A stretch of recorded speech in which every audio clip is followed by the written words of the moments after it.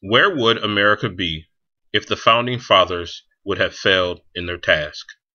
What would be the affair of the founding fathers had they not been successful? There were many men who were involved in the founding of our great country, but there are five lofty men who are the most important. These men are George Washington, John Adams, Thomas Jefferson, Alexander Hamilton, and Benjamin Franklin. Though all were great in their own way, there was one who was the pinnacle. Through his wisdom and determination, he helped frame the Declaration of Independence, the United States Constitution, and the beginning of this great country. Here, we will focus on the leader and the first leading man of the United States, George Washington. Though what these men did was great and will ever be immortalized in the history, George Washington was a very real man. He lived and died for what he believed in. George Washington was a man of very little outward personality, but he loved leading, and he always concerned himself with being an honorable man. It was his honor coupled with his 6'3" dominating athletic build that gave him stature and position. Though the fables of his honesty as a youth are just as untrue as the myth that he was an excellent militaristic general, he still conquered those shortcomings to become a giant in world history.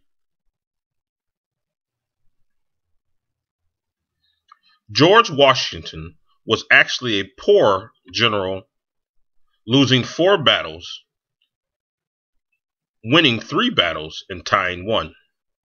But what made George Washington special was his ability to lead with honor and inspire his followers to follow wholeheartedly.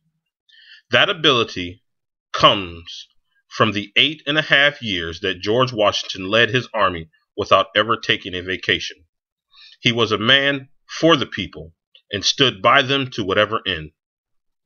It actually is commonly known that George Washington led his military into battle, never retiring to the rear, letting the militia fight. When George Washington and his troops, cold, hungry, desperate, and on the verge of defeat, went on a 10-day military excursion that resulted in British General George Cornwallis handing over his sword in defeat.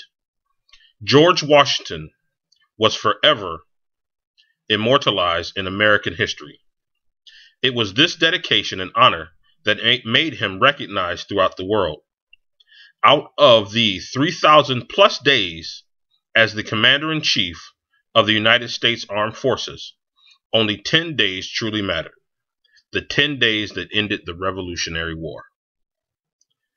After the war, George Washington returned to the government and turned in his commission.